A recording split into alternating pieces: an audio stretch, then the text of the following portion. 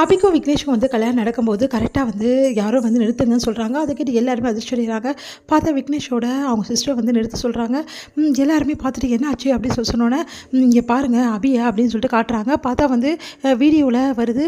அபியும் வந்து ஆல்ரெடி வந்து நம்ம ராகவும் வந்து ஒரு ஃபங்க்ஷனில் வந்து விழுந்தது, ஒருத்தருக்கு மேலே கிஸ் பண்ணது, அதுக்கப்புறம் வந்து மற்ற நேரத்தில் வந்து அவங்க வந்து ரொமான்டிக்காக வந்து கீழே விழுந்தது. அப்போ அபியை வந்து ராவை பிடிச்சது. அந்த மாதிரி விஷயங்கள் எல்லாமே அவங்க 2 பேரும் ஒன்றா சேர்ந்த விஷயங்கள் எல்லாமே வந்து வந்து ஒளிபரப்பு பண்ணிகிட்ருக்காங்க.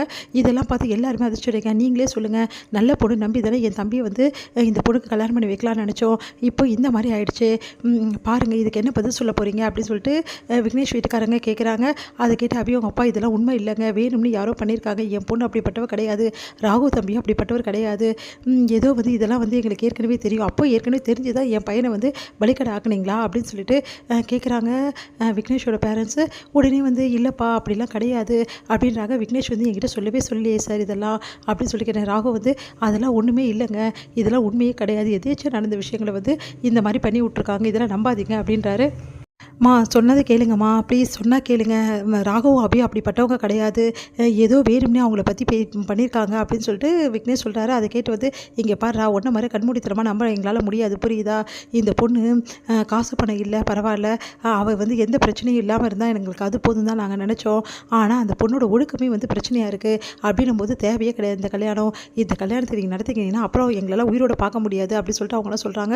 அதை கேட்டு விக்னேஷ் வந்து என்னை மன்னிச்சிடுங்க தயவுசெய்து, எனக்கு எங்கள் அம்மா அப்பா தான் ரொம்ப முக்கியம், என் ஃபேமிலி தான் ரொம்ப முக்கியம் அப்படின்னு சொல்கிறாரு. மாப்பிள்ளை ப்ளீஸ் மாப்பிள்ளை அப்பெல்லாம் சொல்லாதீங்க மாப்பிள்ளை, என் பொண்ணு நல்ல மாப்பிள்ளை அப்படின்னு சொல்லிட்டு அபியோட அப்பா எவ்வளோ கெஞ்சிடாரு. ராவும் எவ்வளோ சொல்லி பார்க்குறாரு, ஆனால் அவங்க கேட்காம போயிடுறாங்க. இதனால் வந்து அபியோட அப்பா வந்து பயங்கரமாக கதறி அழறாரு. அவருக்கு ஒரு மாதிரி ஆகிடுது உடம்பு, அவருக்கு இருக்கிற உடம்பு சரியில்லாதெல்லாம் ஒரு மாதிரி ஆடி அப்படியே வந்து விழுந்துடுறாரு. எல்லாருமே அதிர்ச்சி ஆகிடுறாங்க. உடனே ஓடி போய் பார்க்குறாங்க.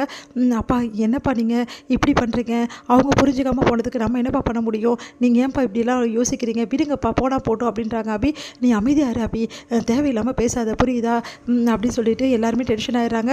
இங்கே வந்து லக்ஷ்மி பாட்டி வந்து என்ன பண்ணுறது தெரியாமல் தவிக்கிறாங்க. ராகம் வந்து இப்படி நடக்கவே கூடாது, அபிக்கு கல்யாணம் நடந்தே தீரணும், அந்த விக்னேஷ் வேறு போயிட்டானே அப்படின்னு சொல்லிட்டு என்ன பண்ணுறதுன்னு தெரியாமல் தவிக்கிறாரு.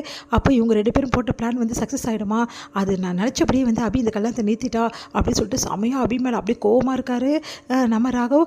அடுத்து வந்து இங்கே என்ன பண்ணுறாங்கன்னா, எப்படியோ நல்லபடி வந்து இந்த கல்யாணத்தை நிறுத்திட்டேன், எனக்கு அது போதும், என்னையாடி வந்து வேலையை விட்டு தூக்குன உனக்கு இருக்குது அப்படின்னு சொல்லிட்டு அந்த பத்திரிக்கையாளர் அந்த ஆள் வந்து என்ன பண்ணுறாரு, இந்த மாதிரி போட்டுடுறாரு எல்லாத்தையுமே வந்து வீடியோவாக. இப்போது கல்யாணமும் நின்று போச்சு, நானும் அப்படியே பழி வாங்கிட்டேன்னு சொல்லிட்டு அவர் போயிடுறாரு. அடுத்து வந்து இங்கே கல்யாணம் நின்றுச்சு, இப்போ என்ன பண்ணுறது, அவ்வளோதான் என் பொண்ணுக்கு இதுக்கப்புறம் கல்யாணம் நடக்காது, 2வது வாட்டி என் பொண்ணுக்கு வந்து நடக்க வேண்டிய கல்யாணம் நின்று போச்சு அப்படின்னு சொல்லிட்டு அபியோட அப்பா அப்படியே பயங்கரமாக அழறாரு. எல்லாருமே அழறாங்க. இதை பார்த்தா ராக ஒரு முடிவுக்கு வராரு. உடனே வந்து பாட்டிக்கிட்ட அபி நான் கல்யாணம் பண்ணிக்கிறேன்றாரு. எல்லாருமே அதிர்ச்சி அடைகிறாங்க. உடனே வந்து அபியோட அப்பா அப்படியே பார்க்குறாரு. என்னடா சொல்கிற ராகவ் அப்படின்னு சொல்லிட்டு அவங்க அக்கா பாட்டியெல்லாம் கேட்குறாங்க. ஆமாம் நான் கல்யாணம் பண்ணிக்கிறேன், என்னால் தானே அபிக்கு இப்படிப்பட்ட நிலைமை, அதனால் நானே கல்யாணம் பண்ணிக்கிறேன் அப்படின்னு ஒன்று எல்லாருமே அதிர்ச்சி அடைகிறாங்க. உடனே வந்து ஒத்துக்குங்க ப்ளீஸ், ராகவ் ரொம்ப நல்லவன், அவன் வந்து உண்மையிலே வந்து உங்கள் பொண்ணை நல்லா வச்சுப்பான் அப்படின்னு சொல்லிட்டு பாட்டியும் வந்து அஞ்சலியும் சொல்கிறாங்க. அதை கேட்டு வந்து அபியோட ஃபேமிலி ஒத்துக்கிறாங்க. அபி வந்து என்ன பண்ணுறதுன்னு தெரியாமல் தவிக்கிறாங்க. ப்ளீஸ் அபி அப்படின்னு அபியும் சம்மதிக்கிறாங்க.